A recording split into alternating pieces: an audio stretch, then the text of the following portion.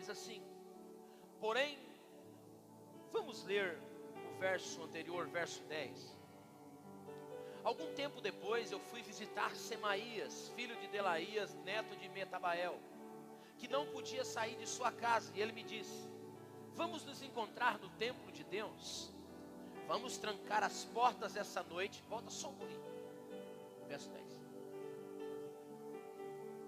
Vamos nos encontrar no templo de Deus, trancar as portas essa noite, e seus inimigos virão matá-lo.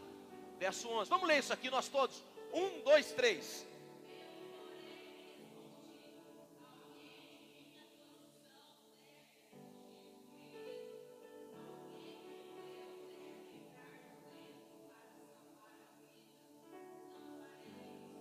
Olhe para essa pessoa e diga: você não está apto para fugir, você é de guerra. Eu quero pensar esta noite, diga comigo: eu não sou daqueles que fogem, pelo contrário, eu encaro todos os meus desafios. Olhe para essa pessoa e diga: você não está apto para fugir, você é de guerra. Nós estamos falando aqui sobre reconstrução. Começamos há 2 domingos atrás falar sobre esta ideia de reconstruir. Eu falei para você na primeira semana que é muito importante, quando localizarmos alguma área que está em ruínas nas nossas vidas, nós nos arrependermos por isso, nós chorarmos por isso. Foi o que aconteceu com Neemias quando ele se depara com a notícia de que Jerusalém tinha sido toda derribada. Eu até fiz menção de dizer aquela frase: o que você tem feito certo, o que deu errado, porque muitas das vezes nós queremos as coisas certas fazendo coisas erradas. Neemias se lamenta pelo que estava acontecendo em Jerusalém, porque ele sabe o motivo pela qual aquela cidade estava derrubada. Nós falamos na primeira semana sobre este fundamento, sobre chorarmos, lamentarmos por aquilo que aconteceu, por uma falha nossa. Aqui é uma comunidade de pessoas imperfeitas e que falham, nós falhamos. E o motivo das nossas falhas, muitas das vezes, a resposta das nossas falhas, muitas das vezes, são consequências devastadoras. O que aconteceu com Jerusalém era consequência do seu pecado, das suas falhas. Nós falamos sobre esta ideia. Na semana passada eu introduzi com você a ideia, na reflexão, de que todas as vezes que dermos as mãos para Deus e formos reconstruir alguma coisa, nós enfrentaremos oposição. Eu sei que você sabe muito bem os desafios que é para você decidir recomeçar. Eu sei que você sabe muito bem os desafios que você enfrenta todas as vezes que você arregaça as mangas e vai meter o pé em fazer algo novo com Deus. Você será confrontado. Nós falamos sobre isso nesta série de mensagens na semana passada. Mas hoje nós vamos pensar um pouquinho aqui sobre as armas que devemos usar frente a estes ferrenhos inimigos que a gente tem ao recomeçar. Eu não sei se você tem sido confrontado, eu não sei se você tem sido resistido, mas esse ano, quando nós olhamos para tudo que está nos acontecendo, de todos os lados nós temos sido pressionados. De todos os lados nós temos sido bombardeados e contra-atacados para que nós não venhamos fazer aquilo que Deus espera. Eu preciso reforçar isso à sua memória. Todas as vezes que empregarmos fazer algo com Deus, nós enfrentaremos resistência, nós teremos oposição. Se você observar, por exemplo, o capítulo de número 2 do livro de Neemias, na altura do verso de número 10, a Bíblia diz, na altura do capítulo 2, do verso de número 10, a Bíblia diz no livro de Neemias, quando Sambalate, Tobias, eles souberam que ele estava chegando em Jerusalém para recomeçar, eles ficaram muito irritados. Quando nós olhamos na altura do verso de número 19, a Bíblia diz que Sambalate novamente, o aronita, Gesem o árabe, quando eles souberam do plano, diz a Bíblia, que eles zombaram de Neemias. No capítulo 4, na altura do verso de número 1, a Bíblia diz que Sambalate ficou furioso. Olhe para esse irmão e diga assim: o inimigo, aleluia, ele vai ficar furioso quando souber que você está reconstruindo. Eu não sei como ele está com você, mas eu posso sentir, por tudo aquilo que você está vivendo, o inimigo está furioso. Esta é uma verdade que precisa ficar clara para nós. O inimigo tem que estar furioso mesmo conosco, porque nós estamos em processo de restauração, nós estamos em processo de reconstrução, nós não aceitamos ficar como estamos, nós queremos mais de Deus, nós vamos reconstruir. Quem recebe essa palavra? O capítulo 4 e o verso 1 diz que quando soube Sambalate de que as coisas estavam acontecendo, eles ficaram furiosos. Eu não sei se você já sentiu esta terrível opressão quando você está se propondo a fazer algo com Deus. Eu não sei se você, como o apóstolo Paulo, que na carta aos Romanos diz, no capítulo 1, que foi impedido, como ele fala na carta aos Tessalonicenses, no capítulo 1 também, na primeira carta, que ele também foi resistido, nós enfrentaremos oposição. O capítulo 6, na altura do verso de número 1, esse tal de Sambalate, Tobias, Gesem, quando eles descobriram que a obra, aleluia, havia terminado, quando os muros estavam sendo reconstruídos, quando as brechas estavam sendo tapadas, diz a Bíblia que agora ele sai do campo da zombaria, agora ele sai do campo da fúria, e ele vai querer negociar, ele vai querer chamar Neemias para trocar ideia, ele vai querer fazer amizade com Neemias. Infelizmente, há crentes que fazem amizade com o inimigo, negociam com o diabo. Tem gente que flerta com o diabo. E eu preciso dizer uma coisa para você: nós não temos negócio nenhum com o diabo, nós não somos daqueles que negociam com o diabo, nós resistimos ao diabo e ele foge de nós. Se você observar na altura do verso de número 4 do capítulo 6, foram pelo menos 4 vezes. Quantas vezes foram? O que eles fizeram?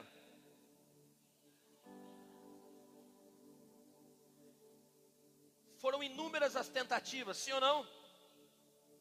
E no final, esses inimigos de Neemias, inimigos da reconstrução, eles queriam agora se tornar amigos.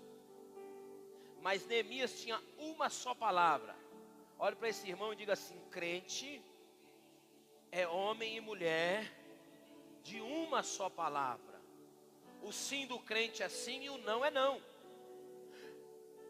Você não pode se contradizer sobre o que você está fazendo. Entenda uma coisa: ele vai vir uma, ele vai vir 2, ele vai vir 3, ele vai vir 4, ele vai vir 5, ele vai vir 6. Se tem uma coisa que a gente precisa entender, que a gente tem um opositor que não descansa. E quando você acha que está tudo bem, de repente ele... E às vezes ele vem sorrateiramente assim, ó, com uma conversa sutil, de amizade, de diálogo. Mas nós precisamos usar as armas espirituais. A Bíblia fala que nós temos armas que Deus nos deu para resistirmos todas as tentações e propostas do maligno. Neemias, ele enfrentou muita oposição para reconstruir essas muralhas. Quantos dias ele levou para reconstruir? Foi em tempo recorde, não foi? Foi rápido, não foi? Mas quanto desafio que ele teve.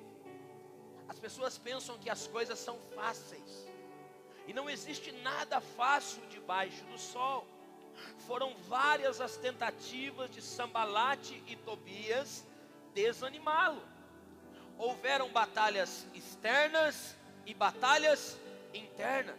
O capítulo 5, Rodrigo, diz que Neemias, ele teve que colocar guarda nas muralhas, ele teve que proteger de todo jeito. Enquanto alguém estava com uma mão trabalhando, com a outra mão ele estava com a espada, porque o inimigo estava à espreita para destruir aquele projeto de Deus.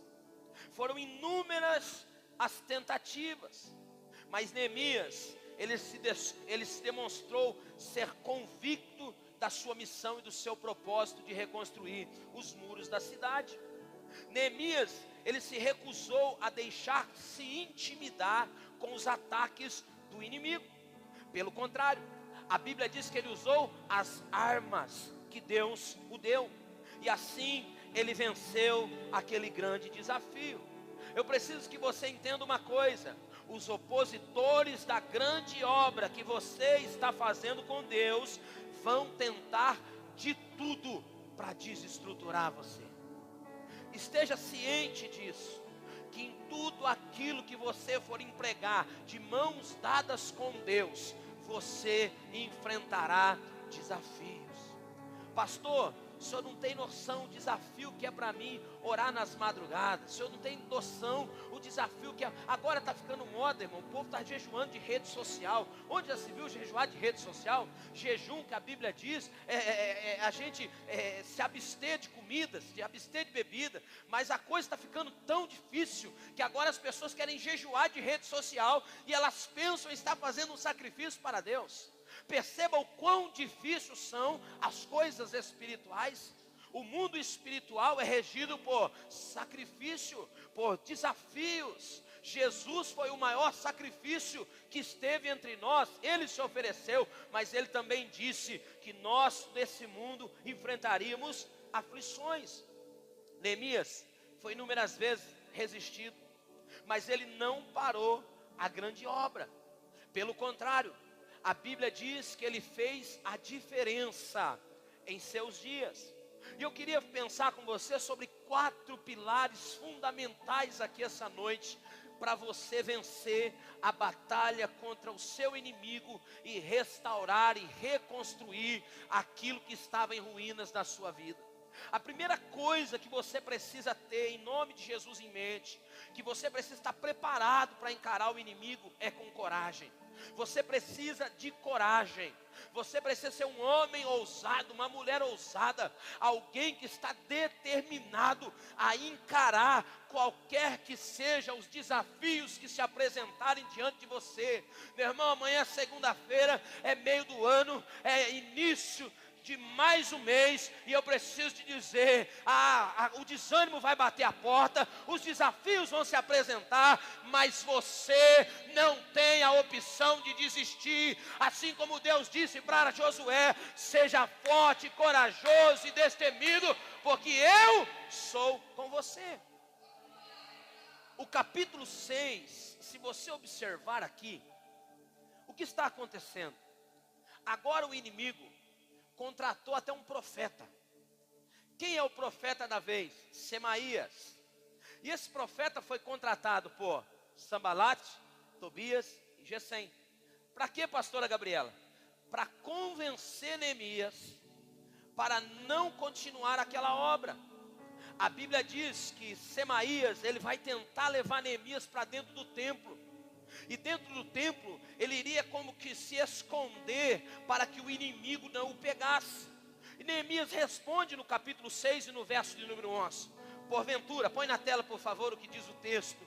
Diz Neemias: porventura eu sou homem, alguém da minha posição deve fugir do perigo? Alguém como eu deve entrar no templo para salvar a sua vida?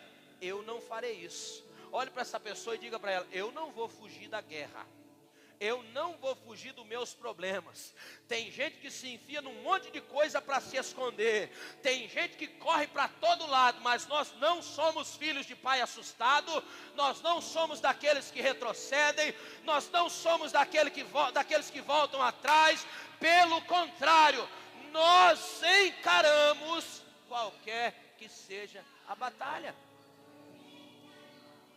Neemias é um homem cheio de coragem. Se você observar a Bíblia, o capítulo 5, o verso 15, Neemias era um homem cheio de temor a Deus. Ele não se acovardou diante do inimigo.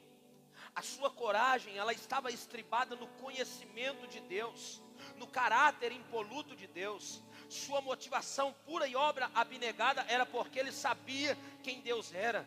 Eu preciso que você entenda uma coisa: Todas as vezes que você está fazendo a obra de Deus, que você está com Deus, você enfrentará pressões de fora e pressões de dentro. Vai ser de todos os lados. Paulo disse isso na segunda carta aos Coríntios, capítulo 5, verso 7. Nós somos bombardeados com pressões dentro e com pressões fora, mas em todas essas coisas, Deus sempre nos conforta, Deus sempre nos encoraja, Deus sempre dá um tapa nas costas e diz: eu sou contigo, mulher, eu sou contigo, homem, não pare, não desanime, eu estou com você.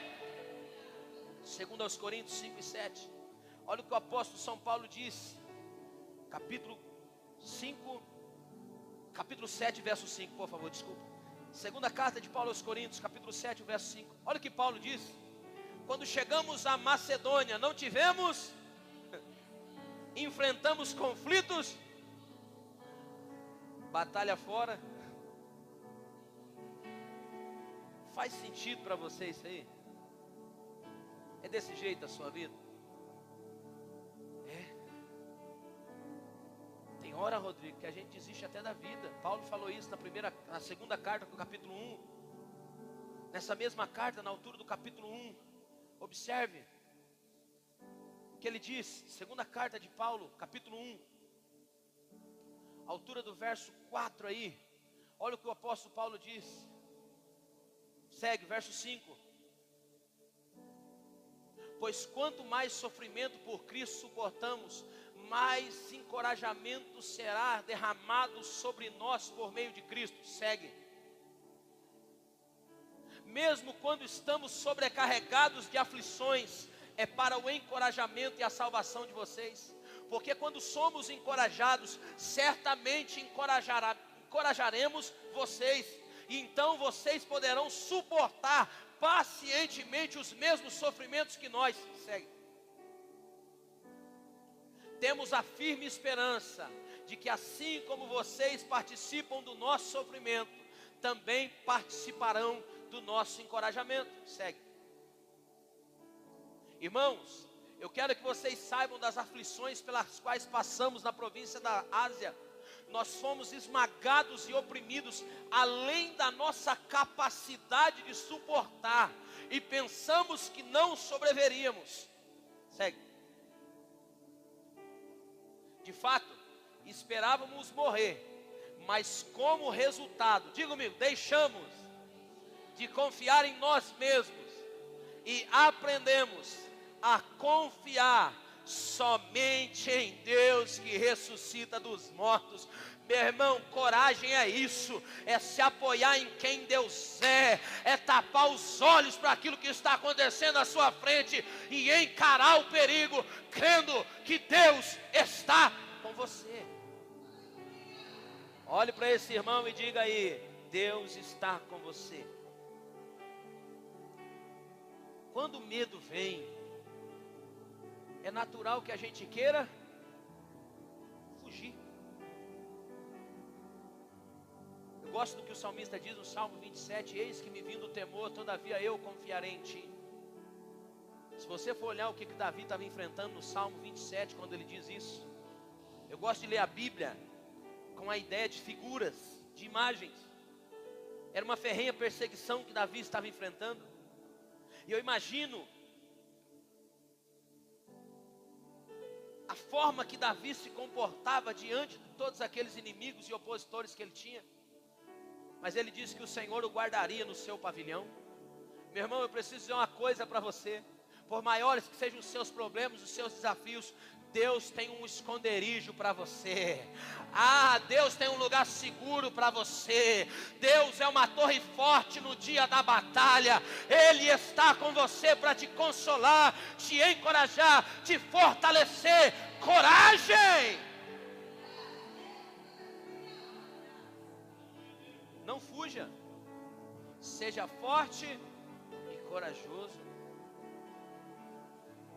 Nós precisamos, diante dos embates da vida, nos portarmos com coragem. Outro dia eu liguei para alguém me ligou e falávamos, e essa pessoa está vivendo um desafio muito grande financeiramente, profissional. E essa pessoa me disse assim, Ó, Jefinha, ela me disse assim, ó, eu estou motivado e estou animado. Falei, que bom. Mas de todas essas coisas, você precisa estar muito animado. Porque a motivação daqui a pouco passa. A motivação daqui a pouco vai embora. A motivação no dia mal ela some.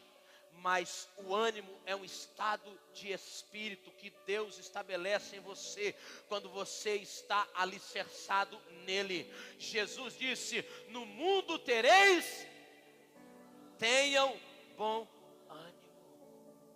Pergunte para esse irmão, como é que está o ânimo? Como é que você está? Nós precisamos de ânimo diante das batalhas. A primeira coisa que é vista na vida de Neemias é esta coragem, esta ousadia, para não se acovardar diante do inimigo. A segunda coisa que nós precisamos entender, que é nítida na vida desse homem, é conhecimento de quem Deus é pela sua palavra. Se você observar o capítulo 6 e ainda no verso 11, Neemias ele está dando uma resposta para Semaías, porque ele sabe o que Deus pensa, ele sabe o que Deus tinha para ele sabe que Deus era quem estava com ele naquele negócio. Neemias é um homem que tem conhecimento da palavra de Deus. Diga comigo, foi o conhecimento de Neemias na palavra de Deus que o salvou de cair no engano de Semaías. Semaías é um falso profeta, é um homem de engano. Semaías não era coerente com as escrituras. Amados, nós precisamos aprender a julgar pseudas profecias. Nós precisamos de conhecer o que é a verdade. A mentira só prevalece até a verdade chegar. Você lembra, por exemplo, lá em Atos dos Apóstolos, no capítulo de número 8? A Bíblia diz que até Filipe chegar lá, pregar o evangelho, acontecer sinais, prodígios e maravilhas. O que estava imperando lá? O que estava imperando lá era um tal de Simão, um certo mágico, que estava enganando todo mundo. Lá em Atos capítulo 16 também, Paulo enfrenta um desafio como esse. Mas o Paulo do Atos capítulo 16 é um Paulo que tem conhecimento da verdade, mas tem também discernimento para entender o que é e o que não é. Meu irmão, vão aparecer inúmeras mentiras que o diabo vai contar para você, mas é teu dever saber o que é a verdade. E conhecereis, e ela te libertará, inclusive do medo. Eu fui fazer uma visita agora num lugar, eu achei muito interessante. A pessoa disse que tinha passado alguém lá. Olha como é que o mundo está. As pessoas estão com medo do que as outras pessoas dizem. A pessoa tinha passado naquele estabelecimento e dito o seguinte: esse lugar aqui é meu. E o lugar aqui, onde agora está estabelecido ali um negócio, uma empresa, outrora foi um lugar que tinha sido consagrado a outros deuses. E eu fui lá com a verdade dizer para aquela mulher: nenhuma condenação há para aqueles que estão em Cristo. Ninguém tem poder de amaldiçoar aquilo que Deus abençoou. Você não tem que ser refém de palavras contrárias de pseudos falsos profetas. Você não tem que ser refém do que dizem ou do que acha. O seu crivo, o seu manual de fé, de regra e de prática é a palavra de Deus.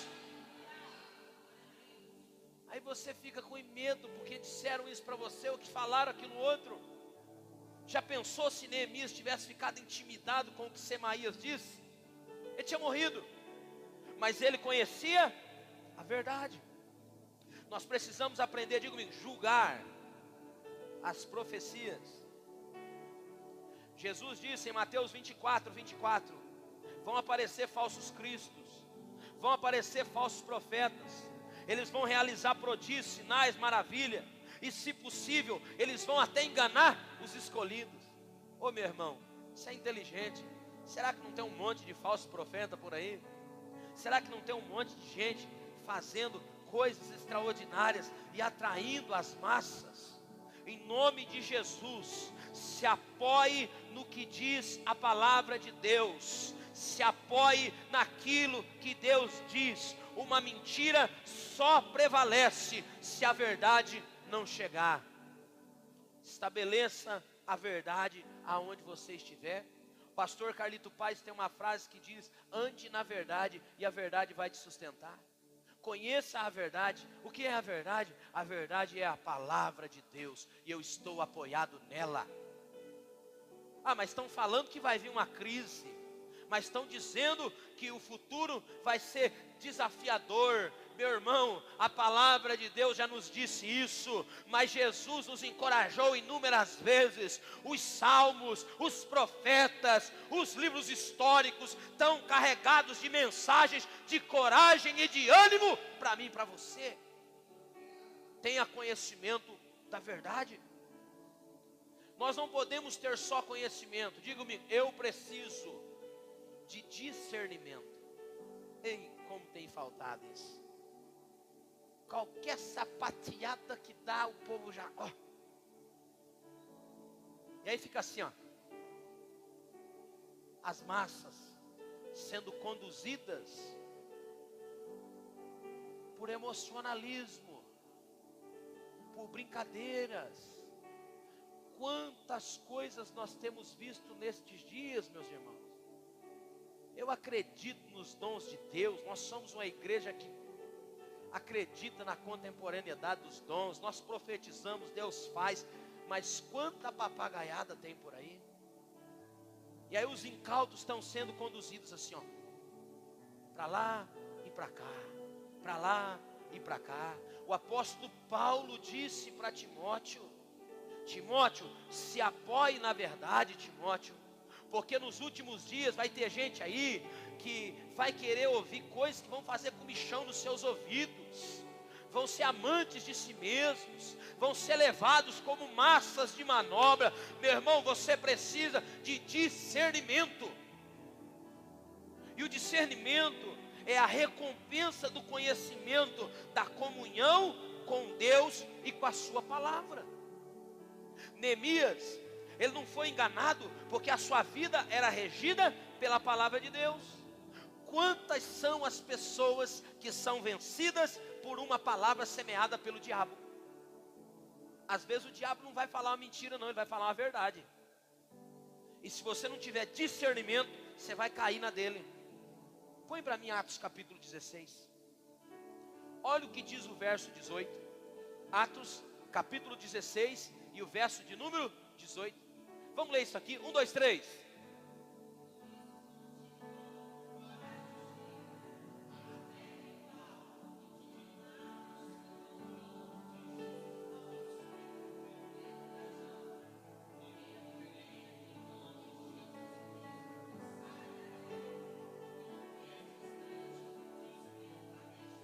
Volta o 17, Nicolas, só para a gente entender o que está acontecendo aí. Era uma moça que tinha na cidade de Filipos. Ela seguia Paulo e ia gritando: esses homens, eles vieram anunciar como vocês podem ser. Quer dizer que o diabo aí está falando uma verdade. Sim ou não? E ele queria ficar o quê? Escondido. Ele não queria que mexesse com ele, porque essa moça era uma fonte de renda para as pessoas de Filipos. Ela tinha um espírito de adivinhação. Até que Paulo repreende esse espírito maligno. Porque Paulo tem o quê? Discernimento. Ei, nem tudo que te diz Senhor, Senhor é de Deus. Tenha discernimento. Seja alguém inteligente. Existem pessoas que estão abortando os seus sonhos, os seus projetos, porque elas ouviram uma palavra. E uma palavra dita por um falso profeta faz um estrago enorme. Qual foi a mentira que o diabo contou que você acreditou? Qual foi? Qual foi a última coisa que ele disse que você tem ficado refém? Porque Neemias, ele poderia ter fugido por conta do que Semaías disse, mas ele tinha discernimento. E o discernimento é imprescindível para dias tão difíceis como estamos vivendo. Meu irmão, em nome de Jesus, Deus não vai te deixar nem enganado, nem confundido. Eu quero declarar sobre a sua vida que Deus vai te mostrar toda a verdade. Deus vai te conduzir em toda a verdade.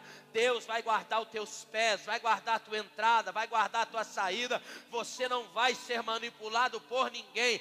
Pelo contrário, a verdade de Deus é o que vai prevalecer em nome de Jesus. Nós precisamos ser espirituais. E Paulo diz que o que é espiritual discerne todas as coisas, mas não é discernido. Você tem a mente de Cristo, meu irmão. Você carrega o Espírito Santo dentro de você. Deus tem prazer em te guiar em toda a verdade. O inimigo conta 1001 coisas, 1001 mentiras, mas é teu dever ser orientado, guiado, guardado, protegido por toda a verdade de Deus. Coloca a mão no seu coração, feche os seus olhos, diga a Deus: em todos os meus desafios, não me deixa enganado, nem confundido, em nome de Jesus. O que você acha? Que está aí a tecnologia, inteligência artificial, que trabalha 24 horas por dia pela sua atenção. Essa ferramenta de trabalho excelente que está nas nossas mãos, ela tem um propósito: deixar você tão confundido, mas tão confundido, que até para tomar decisão fica difícil. Não é? Já reparou? Até para tomar uma decisão, às vezes simples, você é confundido por tanta tecnologia que está à sua volta. Pesquisa só um pouquinho sobre os estragos que as redes sociais estão fazendo com inúmeras pessoas. Não estou falando para você não usar. Use com sabedoria. Você é bombardeado 24 horas para ser insatisfeito e viver em um mundo de consumo. Você é bombardeado todos os dias para que você consuma, queira, nunca esteja satisfeito, nunca consiga tomar uma decisão que vai levar a sua vida adiante. Seja sábio, inteligente, tenha discernimento frente a todos esses desafios que tem se colocado diante de você. Meu irmão, Deus não quer te deixar perecer, não. Ele deu as mãos para você para que você reconstrua, amém? Às vezes a gente olha para tanta coisa que está acontecendo no mundo, porque agora a gente tem essa facilidade, a gente se sente impotente diante da realidade, irmão. Por quê? Você não pode resolver nada lá. E quando você olha para a sua realidade, você fala: meu Deus do céu, o que eu vou fazer diante disso? Você se sente incapaz. Deus te deu um projeto, amém? Deus te deu uma missão, amém? E o teu dever está comprometido com o que Deus deu a você. O teu dever está comprometido com aquilo que está nas tuas mãos. Salomão diz: tudo quanto vier à tua mão para fazer, faz conforme todas as tuas forças, porque para onde vai não tem ciência nem obra. Meu irmão, teu desafio é manter-se firme e constante naquilo que Deus colocou nas suas mãos. Olhe para essa pessoa e diga: eu estou em meio a uma grande obra e eu não vou parar. Não vou ser enganado, não vou ser confundido. O outro só quer te confundir, te embaraçar um pouquinho, para você perder o foco, para você sair do trilho e para o muro não ser levantado. O que é que você está construindo? O que você está fazendo? Neemias, além de ter coragem, ser um homem de conhecimento do que Deus diz, de possuir um discernimento, ele é alguém íntegro diante de Deus. Capítulo 6, o verso 13 e 14, você vê a integridade desse homem. E ele diz, está na Bíblia: eles esperavam me intimidar e me fazer pecar, assim eles poderiam me difamar e me desacreditar. E ele vai ter com Deus, e ele diz: lembra-te, ó meu Deus, de todo o mal feito por Tobias e Sanbalate. Lembra-te da profetisa Noadia e de todos os outros profetas que tentaram me intimidar. Perceba que Neemias é um homem, digo-me, íntegro, temente a Deus, e que não vai retroceder. Porque o plano do inimigo era que ele parasse aquela obra, eles zombassem dele e todos o difamassem entre os judeus. Perceba que existe uma arquitetura por trás. Existe uma engenharia do inimigo contra mim e contra você. Se você parar agora, amanhã sabe qual vai ser o argumento dele? Eu disse desde o começo que isso aí não ia virar em nada. Eu falei desde o começo que isso tinha prazo de validade. Mas você não é daqueles que retrocedem, como diz o escritor aos Hebreus. Você não é daqueles que voltam atrás. Você deu as mãos para o Senhor e você irá com Ele até o fim, em nome de Jesus. Quem recebe essa palavra?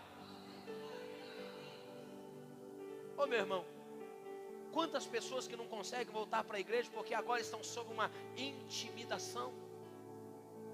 O inimigo coloca na cabeça delas que elas são indignas, que elas não dão conta. Neemias, ele compreende que ele só poderia ficar de pé diante dos homens se ele fosse alguém que estivesse firme diante de Deus. Diga comigo, ser firme diante de Deus é ser fiel a Deus. Todo dia tem uma proposta do pecado para você. Todo dia tem uma setinha que ele manda para você, ó. Lembra de Abel? De Caim? Quem se lembra dele? A Bíblia diz em Gênesis, o Senhor advertiu a Caim dizendo assim: Jefferson, o pecado jaz, cabe a ti dominá-lo. Todo dia vem uma proposta indecente para te contaminar. Lá em Daniel capítulo 3, o verso 17 e 18, a Bíblia conta sobre o caráter desses santos homens de Deus. Vamos observar Daniel capítulo 3, o verso 17 e 18. Olha o que a Bíblia diz sobre estes personagens. É aquele episódio da fornalha, quem lembra? Aqueles moços, amigos de Daniel, diz: se formos lançados na fornalha ardente, o Deus a quem servimos pode nos salvar sim. Ele nos livrará de suas mãos, ó rei. Mas ainda que ele não nos livre, nós queremos deixar claro, ó rei, que jamais serviremos os seus deuses ou adoraremos a estátua de ouro. E o rei levantou. Ô meu irmão, ser fiel é não se dobrar a um sistema que trabalha 24 horas para que você adore outros deuses. Ser fiel é mais importante do que viver, amém? Olhe para essa pessoa e diga: seja fiel até a morte, e o Senhor te entregará a coroa da vida eterna. Como é que está o nível de fidelidade, meu irmão, ao Senhor? Como é que está o nível de comprometimento com os valores da palavra de Deus? Nós estamos vendo pessoas que não têm mais integridade espiritual. O que elas falam não escreve. Deixa eu te lembrar que mentira ainda é pecado. Existem coisas que não fazem parte da conduta de um crente em Jesus. Ah, mas eu vou falar só isso aqui. Não, fala a verdade. Mantenha a sua integridade. Tenha valores. Não negocie. Neemias tinha integridade espiritual e era um homem de oração. É melhor morrer como um mártir do que negar o Senhor. Neemias estava disposto a reconstruir, e ele não se intimidou quando as propostas tentadoras do inimigo veio. Neemias, além de um homem íntegro, era também um homem visionário. Você quer ter visão? Ontem nós estávamos indo para o monte, e a minha sobrinha, que não é crente, irmãos, ela falou para mim assim: Nicolas, tio, ora para Deus me dar uma visão. E eu perguntei para ela: o que você quer visão, menina? Para que você quer visão? Ela falou: é um projeto meu e de Deus aí. Porque visão, irmão, é coisa que Deus dá. E eu não estou falando de sonho maluco, não. Eu não estou falando de nada dessas coisas mirabolantes, não. Eu estou falando sentido sobre o futuro. Visão é revelação de quem tem intimidade com Deus. Deus quer te dar visão sobre o seu amanhã. Deus quer ser claro com você sobre o que Ele tem para você. Neemias só era um homem visionário porque ele tinha uma vida de secreto, ele tinha uma vida de intimidade, ele tinha visto aqueles muros reconstruídos antes dele começar. Olhe para essa pessoa e diga para ela: só quem vê a obra terminada permanece nela, nos processos. É fácil olhar para uma obra quando ela está pela metade, André? É só quando você tem convicção de como ela ficará quando terminada. Porque do contrário você desiste. E essa noite Deus vai te dar uma visão sobre o seu futuro. Eu sinto de dizer para alguém: Deus vai mostrar o futuro para você, para que você permaneça firme e fiel àquilo que Ele colocou nas suas mãos. Você não vai ser corrompido como foi Esaú. Você não vai ser daqueles que se trocam ou se vendem como Sansão. Você será fiel até o fim dessa sua trajetória, em nome de Jesus. Quem aqui lembra de Sansão? O que Sansão perdeu? Quê? Não. Força não. Só perdeu a visão. A força Deus restituiu. Sim ou não? Final da vida de Sansão teve força, sim ou não? Mas o que o inimigo trabalha é para vazar os teus dois olhos, para que você não enxergue absolutamente nada daquilo que Deus tem para você. Presta bem atenção.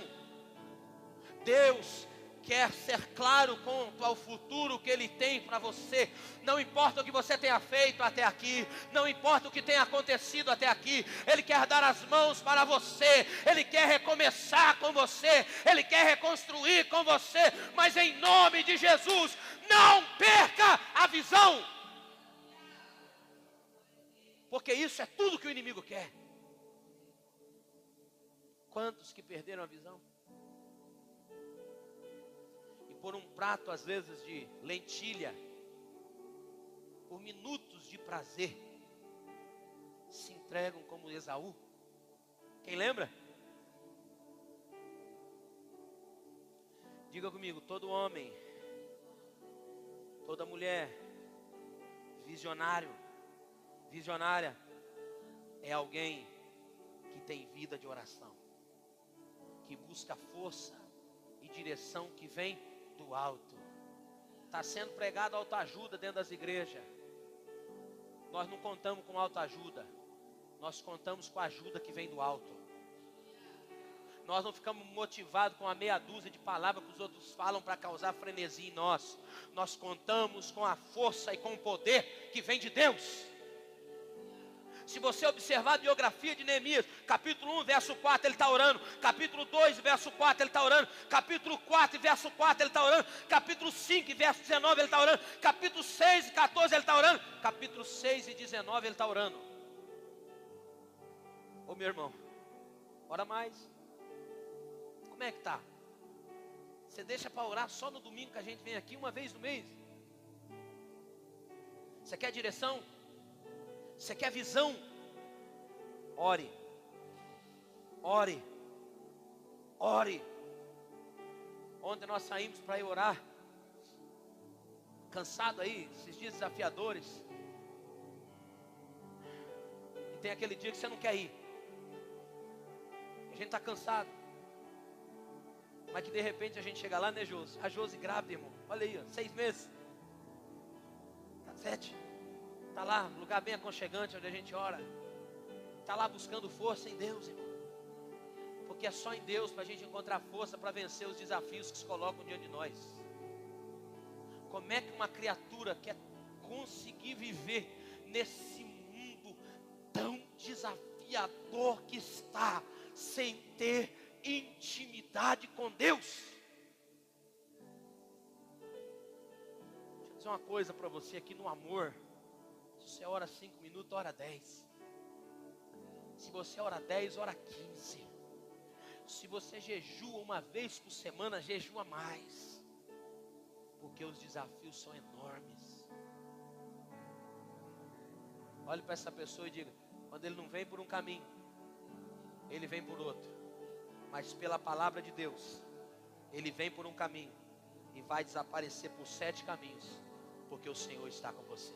Você pode aplaudir Jesus por essa palavra?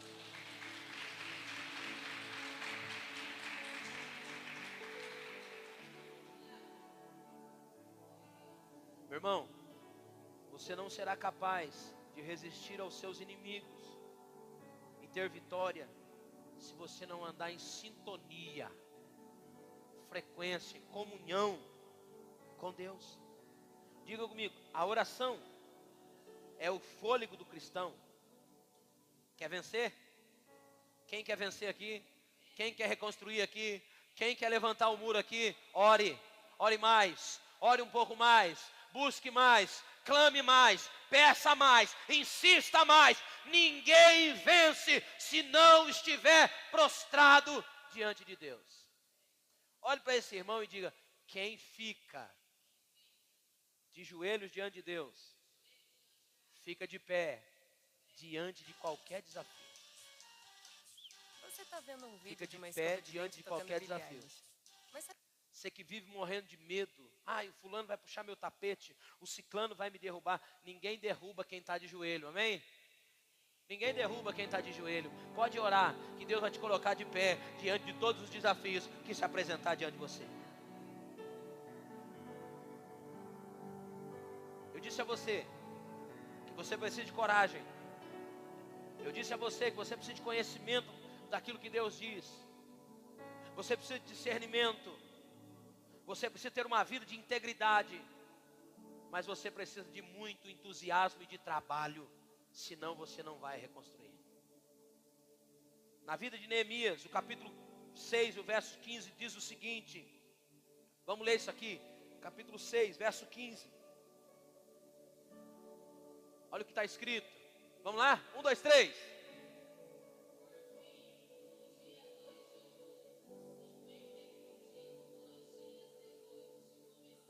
Não, vamos lá, vamos lá. Só quem está entusiasmado e animado. 1, 2, 3.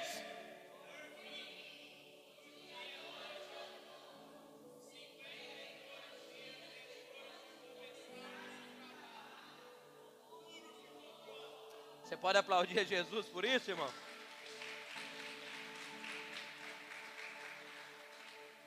Quantos dias? Depois de muita oração, de muito jejum, de muito planejamento, depois de muito trabalho, depois de muita pressão. E aí, irmão, está suportando a pressão? Depois de muito ataque por dentro e por fora, chegou o hino da vitória. O muro estava, acabou-se a reconstrução. Ei, sem esforço, sem trabalho, não haverá grandes realizações com Deus. Já disse um pensador que o elevador do sucesso está quebrado. Vá de escada. Para crescer, para se levantar, para reconstruir, para recomeçar, vai ter muito trabalho. Está disposto? Olhe para esse irmão e diga: dá trabalho para fazer. Quer continuar em ruína? Quer levantar? Vai ter desafio, a bancarrota de todo lado. Pode ter certeza que amanhã você vai levantar, vai vir um enviado, né? Uma situação, uma ocasião para te perturbar. É no trabalho, quando é no trabalho, em casa, de todos os lados. De todos os lados. Mas você precisa perseverar. Neemias, ele se esmerou muito para tudo aquilo acontecer. Ele poderia agora ter usado esse momento, Douglas, para dizer assim, ó, eu fiz. Mas ele diz para aquele povo, verso 16. Vamos ler isso aqui? Que até os inimigos estavam obrigados a confessar que a conclusão daquela obra era resultado da intervenção de Deus. Verso 16. Ouça, mesmo capítulo. Quando os nossos inimigos e as nações vizinhas souberam disso, ficaram e sentiram-se, porque perceberam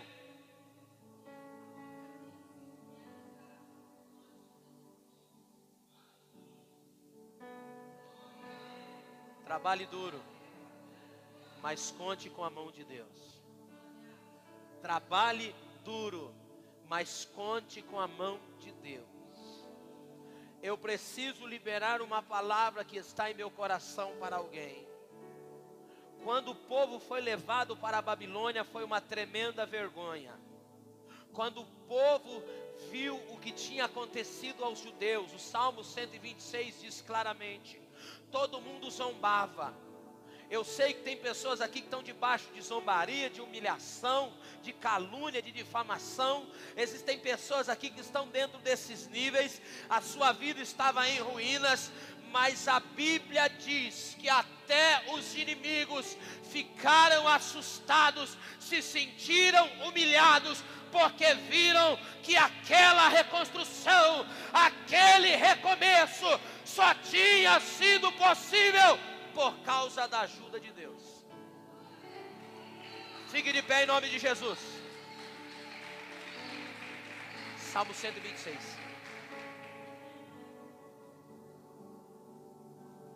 Em nome de Jesus, eu tenho uma palavra profética para liberar. Vamos ler isso aqui?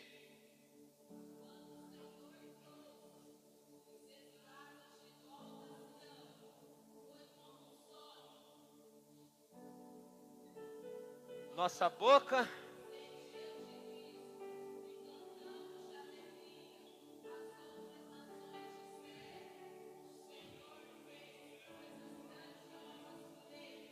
você está profetizando.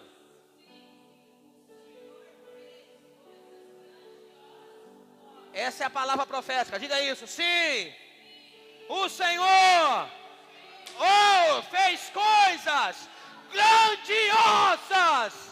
Eu de você aplaudir ao Senhor por essa palavra. Põe aquele louvor que vocês cantaram, o quarto louvor. Escute isso. Eu quero profetizar sobre a sua vida.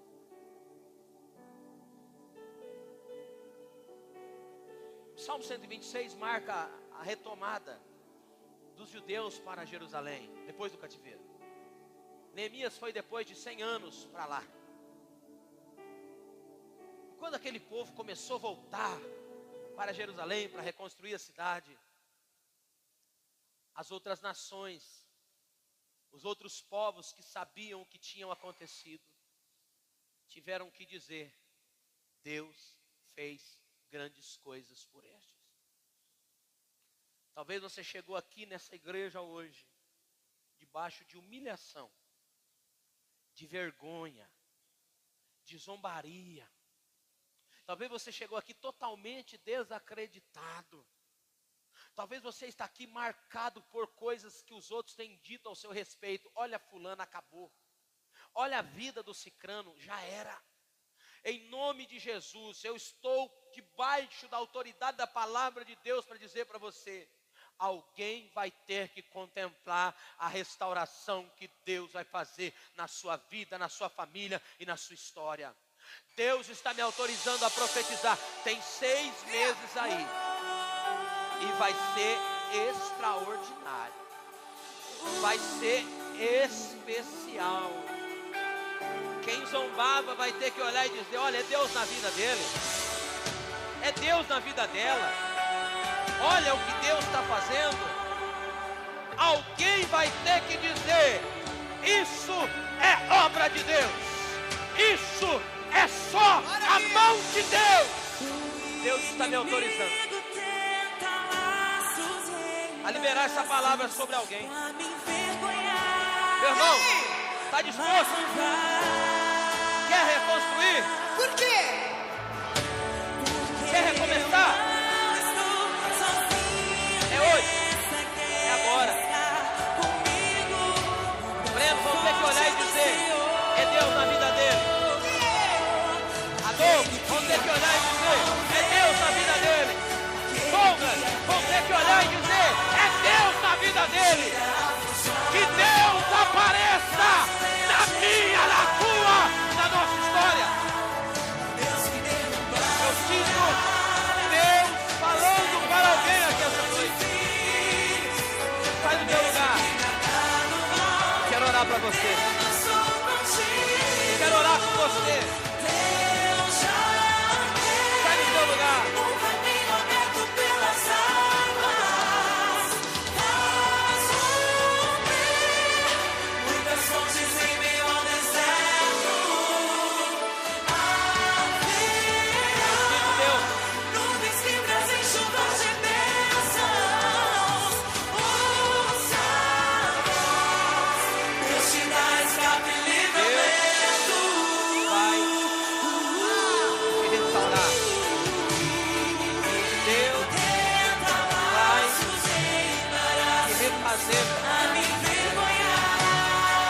Você vai se levantar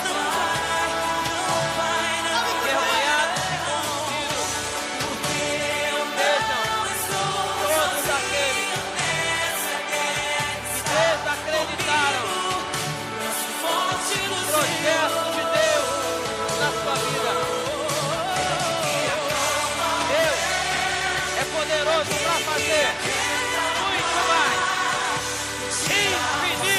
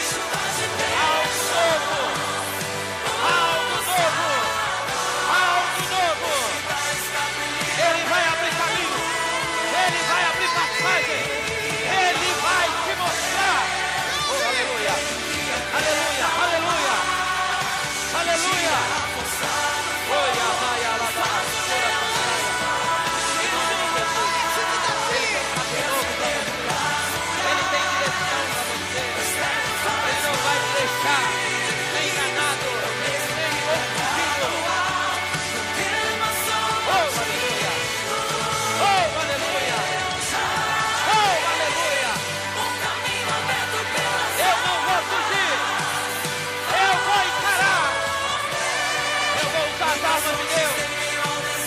Eu vou usar as armas de Deus. Eu vou usar as armas de Deus. Nessa batalha. Nessa batalha. Nessa batalha. Oh, aleluia. Levante a sua mão. Diga eu, mais Deus, sou maioria. E eu vou reconstruir. Eu vou me levantar. Eu irei glorificar ao Senhor nesta vitória. Quem concorda com essa palavra? Você pode aplaudir o Senhor? Amém, querido? Amém. Aleluia. Ouça-me, por favor. Não baixa a guarda, não. Não volta atrás, não. Tudo que o inimigo quer é que você pare mesmo. Você joga a toalha. Para ele dizer, olha lá o fraco. Olha lá a fraca. Ele desistiu, ela desistiu. Essa noite Deus está dando as mãos para alguém nessa casa. E está dizendo, você vai se levantar. Você vai recomeçar. Eu estou com você. Deus está te dando armas espirituais. Use a palavra de Deus. Use o escudo, que é a fé.